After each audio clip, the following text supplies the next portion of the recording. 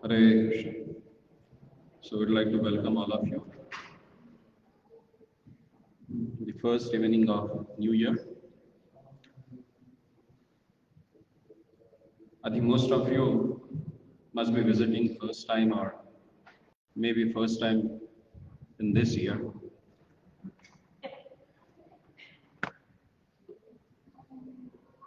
Every Saturday we have this program so that this is our service to the community so that they can come together and have a wonderful chance to hear, to remember about the glories of their Lordship.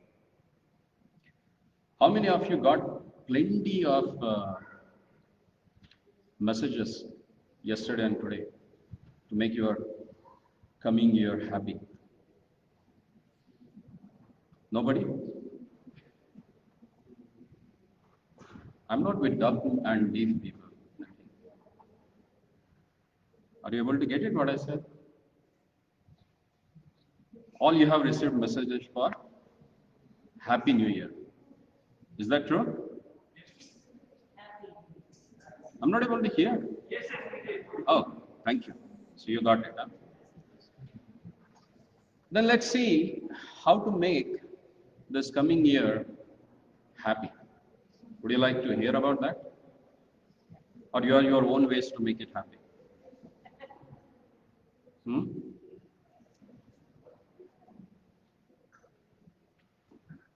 In last century, if you don't mind, can you please sit at one place and chant? In last century, there was one great scientist. I don't know how many of you heard about him. His name was Sir J. Arthur Thomas. He wrote one wonderful book. That book is named as Introduction to Science. There, he explained about 4 things which are the basis of today's discussion. If you want to have a peace in life, a happy life, and a perfect society where you can dwell, then you need to cultivate 4 urges, 4 principles, which are most essential for any person, whether he is a labor class person, whether he is rich, poor, intellectual, scholar, businessman, any class of person in this world. They need to take care of these 4 urges. So let's see what those are. He says, these 4 urges are, the first one, it's scientific urge. Second one, moral urge. Third one, spiritual urge. And fourth one is aesthetic urge. So let's see what it means. Scientific urge. It can be defined as spirit of inquiry in man to know what he does not know. Everyone has that. If you don't, then you are not a human being, animal. Because they don't have that urge. Have you seen any animal is looking for some knowledge? Or the people with the animalistic propensities that they have desire to know about something? It's rarely found. But everyone has that urge, you know. For example, everyone wants to know that how tree grows from the seed. If you plant a seed, it turns into tree. How many of you have that question in your heart since childhood? At least once? Yes or no? That is a scientific urge. Because you don't know about that and you want to know about that. And everyone has that. Sometimes we see that, what is that? H2O, water mix. No? one water and one oxygen and two hydrogen. That forms water molecule. But there is a plenty of oxygen and hydrogen in the air. Does it give water directly? No, it needs a process. So what is that process? If someone has inquiry or question about that, then that is a scientific knowledge. Everyone has to have it, and if you have it, then you need to cultivate it properly. Because since the time of birth till the time of death, our life is full of question and answers. Because that's the way that you get knowledge. And gaining knowledge gives you happiness. So the one principle in the life, that's what he says, if you want to be happy in the life, then you should have a scientific urge through which you can ask questions about. Then the second one is moral urge. Generally, people, they take wrongly the morality and ethics, they consider same. But they are totally different things. Do you know about that? Have any idea about that? Ethics and morals are totally different. Or what is morality? It's a question for you. Does anyone like to answer that? What is morality?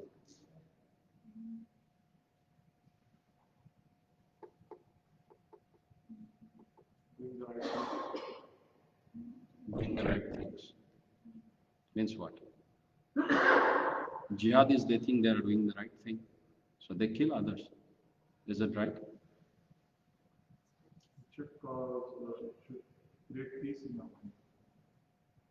They get peace by doing that. That's what they claim.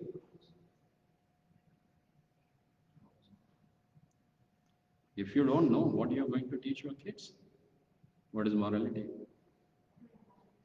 Sorry?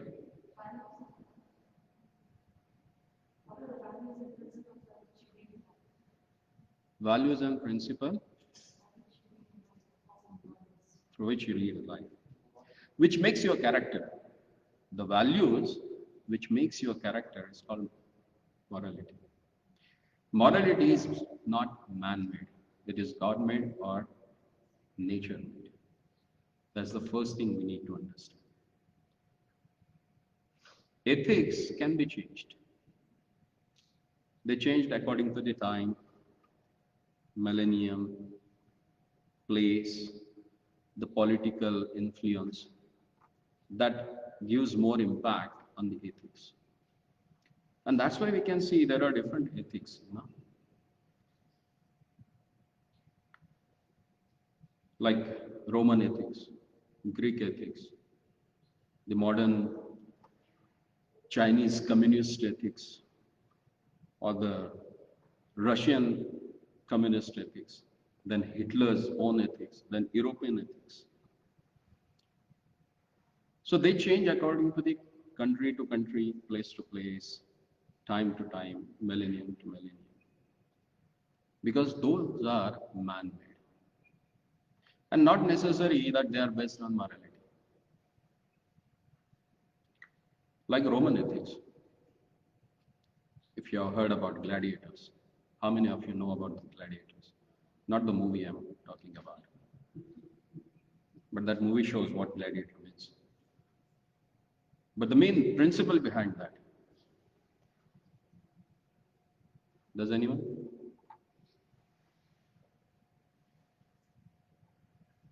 I'm asking too much questions.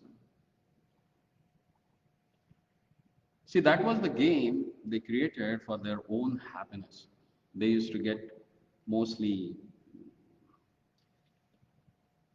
the black people from Africa. They used to slave them. And for their own pleasure, they used to put them in front of the lion or some opposite combat person who can fight with them with the swords or any weapon they choose. And that fight is up to death of one of the opponents. And that they used to do it for their own pleasure. That was their ethics. And that same ethics killed the whole Roman Empire. Then Greek ethics. Greeks, they put warriors on top of everything. They consider warriors are the topmost among all classes. And in result, what happened? They used to throw out all weak people out of the habitation. So they can get killed by a wolf or any other wild animals. Because they are weak, they are not suitable to live. That's what their consideration. And we know one of the greatest Greek warrior who set out himself to conquer the world. And in that thirst, he died at a very young age. And with those principles, the Greek, they lost their own existence also. Then European ethics. Same way the Europeans, their ethic was colonialism, materialism, and imperialism. That ruined down them. Even though they thought that they have conquered the world, they were ruling the world. But they had no ethics. Like, they consider all black people as a slave, and they try to rule them. And they never feel ashamed of that. It was like a common thing for that. So ethics are like, as per the time and place, whatever mass of people have accepted as their own way of life, those are called ethics. And unless and until those ethics are based on morality, that does not carry any value and they don't last long. And that's way of change. If you read the old world history, then you can see all these big kings, emperors, they came and they gone with their own things. So what is important, you may have a scientific urge or you may be a scientist, but if you don't know how to deal with the man to man, you don't know how to make proper relationships, then whole thing is zero. Because morality teaches you how to distinguish between good and bad. There is no choice. You can't just have some common path in between good and bad. No. Few things are good, few things are bad. That you need to accept them as it is. That's morality. And it is important, Unless and until your life is based on morality, the rules and regulation that has given by the God. Actually, God is not a proper terminology. Because that is like Abrahamic religion, they came up with this word, or Jewish religion, they came up with this word as God. Their idea about God is that a great controller who stays somewhere in the seventh sky and remotely he operates everything in this world. But Vedic system of understanding the God is that he present in each and every person. So if he is present in each and every person, then no need to tell you that love thy neighbor with thy heart or with thy soul. Do you think so? If you know that the person next to you is nothing but the part and parcel of the Lord, how do you behave with him? You will behave with that person with a great honor, respect, or you will just thrash him away. What will be your dealings with that person?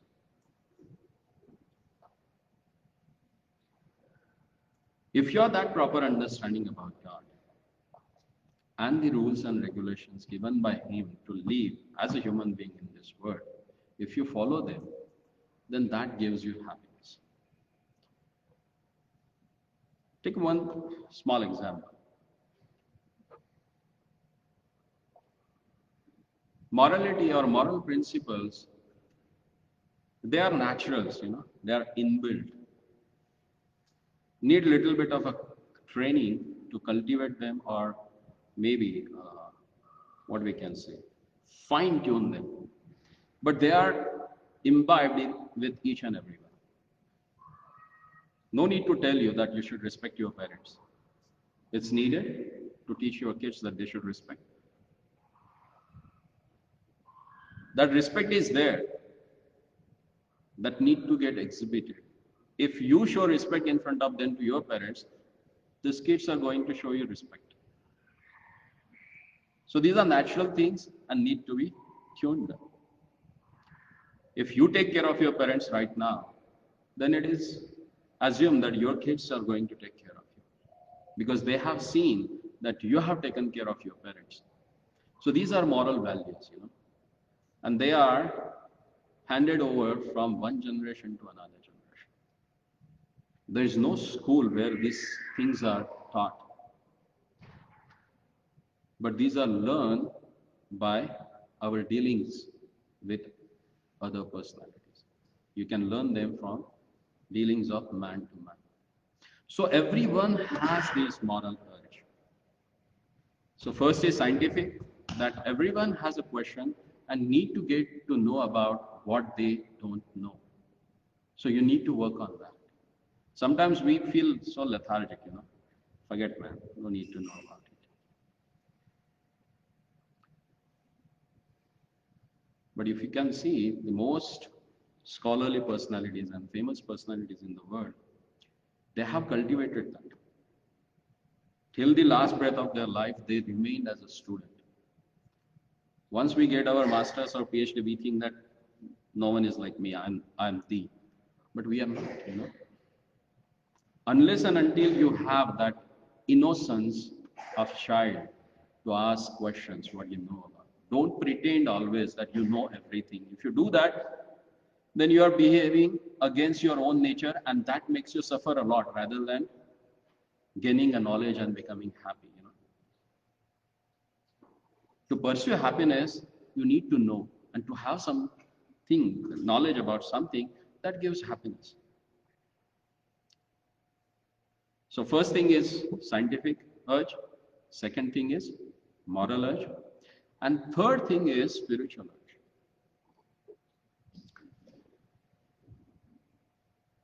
No one can afford to become atheist. You may be confused what I'm saying about. No one can afford not to believe in God. Somehow or other, everyone is believing in God actually. If you don't believe in the Lord, who is explained in our scriptures, you will put someone else as a God and you will worship him. Because by nature, we are servant. If you don't serve God, you will serve dog. Definitely, somewhere you have to put your emotions, your relations to get real happiness. Why we want to have relations or love with someone? Because that gives us immense pleasure, immense happiness, mentally, physically, emotionally. But whatever happiness that we try to get it in this world from man to man or from man to woman, all those are based on bodily pleasure. And sometimes if it is emotional, then that same emotional happiness may cause suffering for you when that person gets separated from you. Nowadays it's because of divorce, maybe because of death. The same relation which was cause of happiness may cause suffering to you. But if you have that relationship with the Lord, who is eternal, who is ever existing, then what happiness you are going to get with that relation is also eternal. So everyone has that urge. Some people, they don't believe in God, but they accept someone as a hero and they worship him. Like communists, they are the most atheist people. They don't believe in anyone, but they worship Stalin. For them, Stalin is their God. Marx, all other those guys. who never believe in God, but people believe that they are like God. So no one can afford to live without accepting existence of God. So that spiritual urge is with everyone. Then channelize that urge for proper inquiry. Find it out about the God from the proper personalities.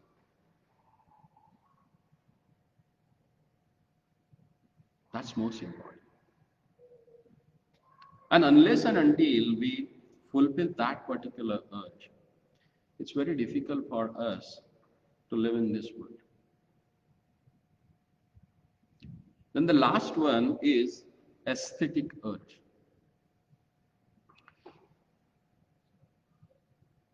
It may be a postmaster, maybe a carpenter, maybe a goldsmith, maybe a blacksmith, maybe a nurse, doctor, professor, or maybe a child. If they walk by, or if they walk through the garden, and if they don't appreciate the beauty of the garden, then they are immune to their aesthetic urge. If they are not able to see the beauty, if they are not able to appreciate the beautiful things in their life, then they are immune to that aesthetic urge. The whole transport industry or traveling industry, which spends billions of dollars per year just to fulfill this particular urge. People, they travel from here to Canada to see that Niagara Fall. Huh? They go to India to see that Taj Mahal. For what?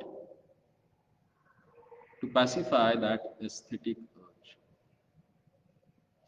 If you don't develop that, then your life is like an animalistic life.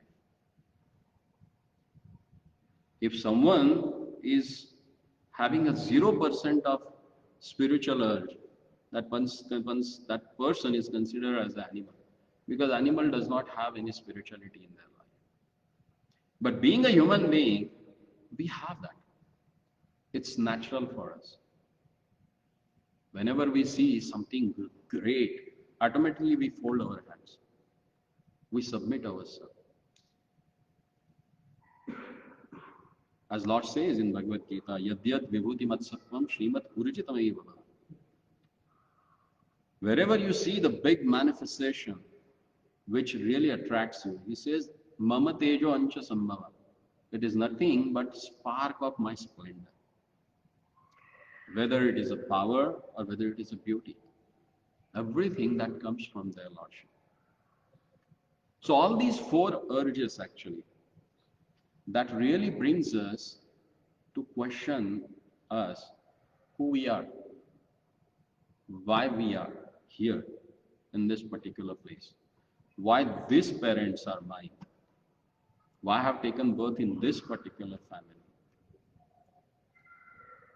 When you start inquiring about that, that really makes you a human being. Because those are the questions that need to be answered in your life.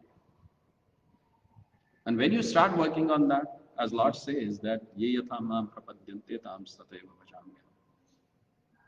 The way you want to reciprocate with him, the same way he responds to you. Prabhupada says Lord is reciprocally respondent. If you really want to know about him, he gives you thousands of opportunities to know about him. And if you're really not interested in him, then he gives millions of ways to forget him. He says that Matta Smritir Jnanam Apohanam. From him comes the remembrance, forgetfulness about the Lord. So choice is yours. If you really want to make your this year 2022 happy, then you should ponder upon these four things. With a folded hand, I would like to request all of you, please focus on these four things in your life. Try to find out the questions about these urges. That will give you a real happiness. Just sending message to people or just forwarding from here to there, that's not going to give you happiness. You are doing this stamping work then. From one mail to another mail, you are just stamping it on. If you really want to make yourself happy and make your family, your friends happy, then you should work on these 4 things, which are essential to know about. Do you think so? They are essential? How many of you agree with me? 1, 2, 3, 4, 5, 6. I think others, they have not understood what I spoke. So should I repeat it again? What's your question? My question is that how many of you are really agree with me with about these 4 urges? Are they they are going to make you happy in the life? Yes or no? Yes, yes. Loud please, we have a nice prasadam today. Yes. So this is what needed, Generally, when you come to actually any ISKCON temple, these temples are not just meant to one-way transaction or relation, They are like a 2 ways. I need your involvement also. Because you are giving me your most precious time, which you are not going to get it back. And I don't want to waste your time also. So whenever you come here, you learn something and go back. So what you can take away today from here? At least 1 point, 1 person. I think the 4 arches that you talked. All 4? Yeah, we can think about that. Okay, what are they? What are they? You said? Yeah. I think scientific and then moral, spirituality, and the last one is aesthetic. Yeah, aesthetic. They make some sense? Yes or no? Or I have just wasted your time? I think there could be much more. Let's work on 4, Because at least to know them, that we are having them, and if you really start working on this 4 principle every day, because these are everyday things, this practical way of your life. We need to find it out where we can apply in our day-to-day life. We want to be happy. We wish happiness to others, but we don't know how to become happy. We try to squeeze out happiness something else, which is not natural for us. We want to be something which is not our natural propensity. When there is a struggle, when you want to show something what you are not, then it is a big struggle. But when you expose yourself as what you are, then there is no need of pretendance or no need to mix some scenario where people can accept you in that way. So if you try to fulfill these 4 urges, you can become a common human being.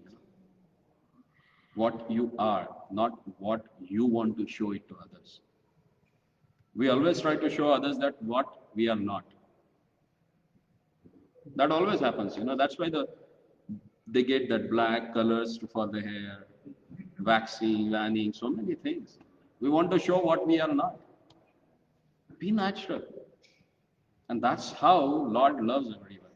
He wants that everyone should be as it is, That's why Prabhupada, when he wrote commentary on Bhagavad Gita, he wrote it as it is, yatharup.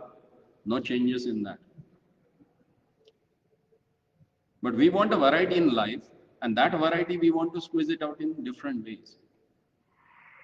When you start pondering upon these 4 things, try till next Saturday.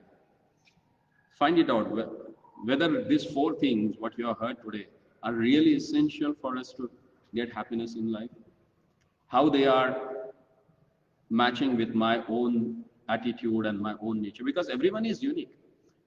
No one has a same nature with someone else, They say that there are 7 people, they are alike you, but not necessary. Everyone's fingerprints are totally different. Everyone has born with a different attitude. Sahaja, swabhava, that's what they say.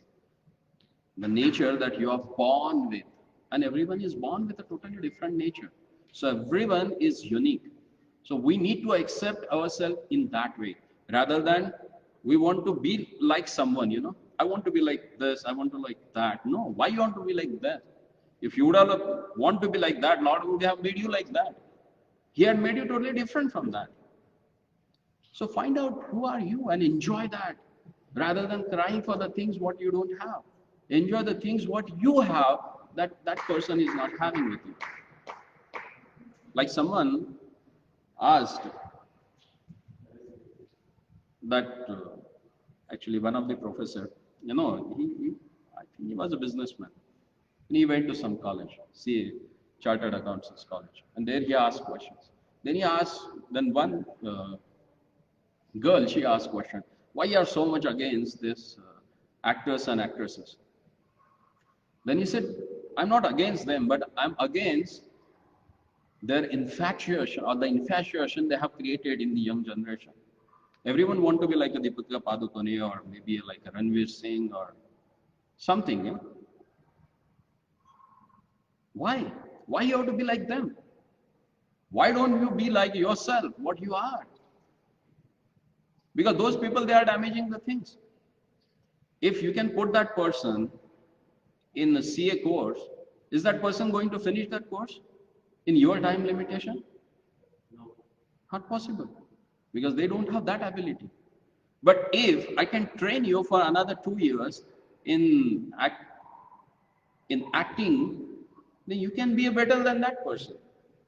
Then why you want to be like that rather than being what you are? Our problem is that we want to be like someone, not what I am. So if you want to really be happy and you want to wish happiness for others, then cultivate these 4 urges, what I just spoke about.